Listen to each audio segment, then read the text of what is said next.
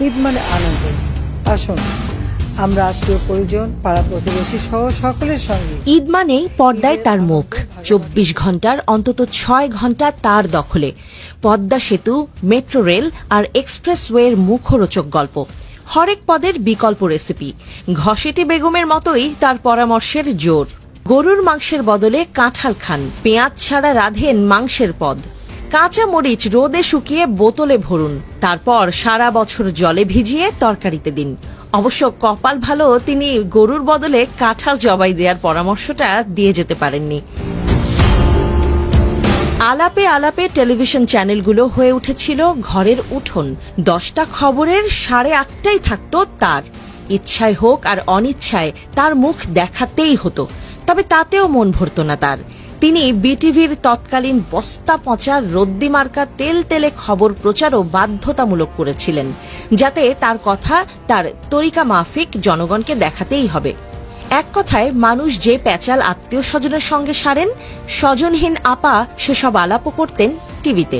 টিভিগুলোকে বানিয়েছিলেন গল্পের হাট, রূপকথার আসর।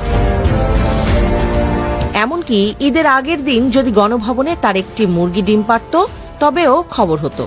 সোশ্যাল মিডিয়াতে সেই খবর বড় করে প্রচার করত তার তোষামুদেরা। শিরোনাম হতো, ডিম পেড়েছে প্রধানমন্ত্রীর কালো মুরগিটি। আরেকজন শিরোনাম করতেন, গণভবনের কালো মুরগিটি সাদা ডিম পারল কেন?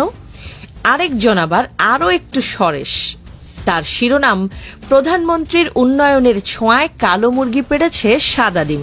কালো মুরগির সাদা ডিম, প্রধানমন্ত্রীর হাতে জাদু আছে। কেউ আবার ফলো আপে সেই খবরের শিরোনাম দিত, সাদা ডিম পাড়া কালো মুরগিটিকে কি খাওয়ান প্রধানমন্ত্রী? এখানেই ঘটনার শেষ নয়। দেশ সেরা কৃষি প্রতিবেদক এই নিয়ে বানাতেন আস্ত এক ডকুমেন্টারি। শিরোনাম হয়তো থাকত, যে সোনার হাতের ছোঁয়ায় কৃষ্ণ কালো মুরগিও সাদা ডিম পারে। সেই ডকুমেন্টারি হয়তো শুরু হতো এভাবেই, তিনি অমুক কন্যা, তিনি জানেন কেমন করে সংগ্রাম করে কালো মুরগিকে দিয়ে সাদা ডিম পাড়াতে হয়। শুধু এসবই নয়, তিনি হাসলে নিউজ, কাঁদলে নিউজ, হাঁচি দিলে নিউজ, কাশি দিলে নিউজ। দেশের 12টা বাজিয়ে গণভবনের পুকুরে চিতল মাছ ধরলেও নিউজ। শেষ পর্যন্ত কিছু গণমাধ্যম খুঁজে বের করত, গণভবনের লেক থেকে চিতল মাছ ধরা হলো যে বড়শি দিয়ে, সেটি আসলে কোন দোকান থেকে কেনা। তবে তিনি এখন আর নেই বাংলাদেশে। তবুও ঈদ আসে, কাঁঠাল না পেয়ে মানুষ গরুর মাংসও খায়। পুরো দেশটাই ছিল যার পৈতৃক সম্পদের মতো, তিনি এখন দেশ ছাড়া আছেন এমন এক জায়গায় যেখানে আসলে গরু জবাই দেয়াই নিষেধ।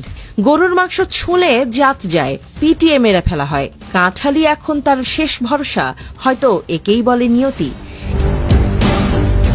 দিল্লির গোপন কুঠুরি, সামনে এক বাটি কাঁঠাল মাংস, হাতে তার এক টুকরো ছেঁড়া রুটি, হয়তো চোখের কোণে কিঞ্চিত জল।